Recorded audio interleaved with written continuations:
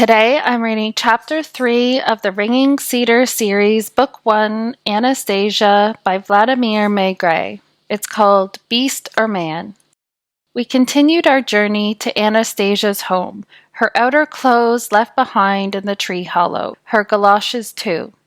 She was still wearing the short, lightweight frock. She herself picked up my bag and offered to carry it. Barefoot, she walked ahead of me with an amazingly light and graceful step, waving the bag about her with ease. We talked the whole time. Talking with her on any subject was most interesting. Perhaps because she had her own strange ideas about everything. Sometimes Anastasia would whirl about while we were walking. She would turn her face to me, laughing, and keep on walking backwards for a while, quite absorbed in the conversation without so much as a glance down at her feet. How could she walk like that and not once stumble, or prick her bare feet against the knot of a dry branch? We didn't seem to be following any visible path. On the other hand, our way was not hindered by the tangled undergrowth so common in the taiga. As she walked, she would occasionally touch or quickly brush by a leaf or a twig on a bush. Or bending over without looking, she would tear off some little blade of grass and eat it. Just like a little creature, I thought. When berries were handy, Anastasia would offer me a few to eat as we walked. The muscles of her body didn't seem to have any unusual features. Her overall physique appeared quite average. Not too thin and not too plump. A resilient, well-fed, and very beautiful body.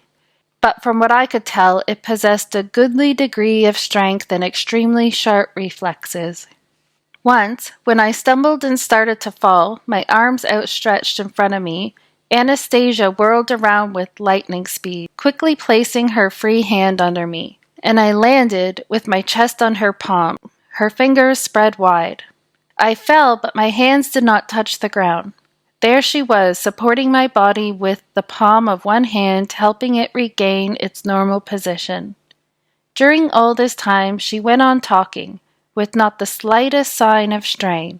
After I had straightened up with the help of her hand, we continued on our way, as though nothing whatever had happened. For some reason, my mind momentarily rested on the gas pistol I had in my bag. With all the interesting conversation, I hadn't realized how much ground we had actually been covering. All at once, Anastasia stopped, put my bag down under a tree, and joyfully exclaimed, "Here we are, at home!" I looked around. A neat little glade dotted with flowers amidst a host of majestic cedars, but not a single structure to be seen. No kind of shelter at all. In a word, nothing. Not even a primitive lean-to. But Anastasia was beside herself with joy, as though we had arrived at a most comfortable dwelling. "And where is your house? Where do you sleep, eat, take shelter from the rain?" "This is my house, Vladimir. I have everything here." A dark sense of disquiet began to come over me.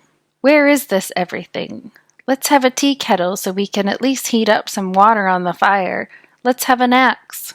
I do not have a kettle or an axe, Vladimir, and it would be best not to light a fire. What are you talking about? She doesn't even have a kettle? The water in my bottle is all gone. You saw when I ate. I even threw the bottle away. Now there's only a couple of swallows of cognac left. To get to the river or the village is a good day's walk, but I'm so tired and thirsty right now. Where do you get water from? What do you drink out of?" Seeing my agitation, Anastasia herself showed signs of concern.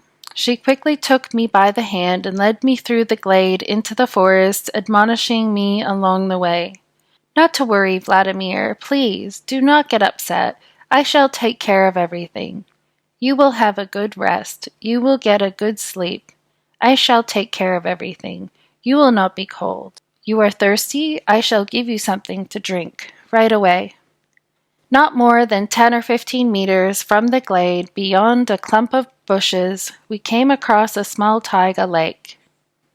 Anastasia quickly scooped up a small quantity of water in her cupped hands and raised it to my face. "Here is some water. Drink it, please." What, are you crazy? How can you drink raw water out of some puddle in the woods? You saw how I was drinking, Barzami. On board ship, even for washing, we pass the river water through a special filter, chlorinate it, ozonize it.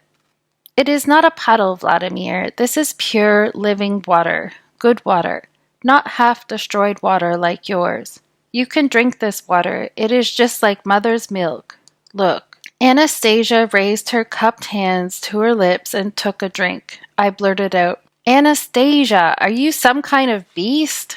Why a beast? Because my bed is not like yours? There are no cars, no appliances?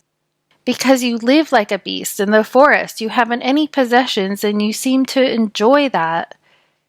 Yes, I enjoy living here. There, you see, you just made my point. Do you consider, Vladimir, that what distinguishes man from all other creatures living on earth is his possession of manufactured objects? Yes, but even more precisely, his civilized living conditions. And do you consider your living conditions to be more civilized? Yes, of course you do. But I am not a beast, Vladimir. I am man.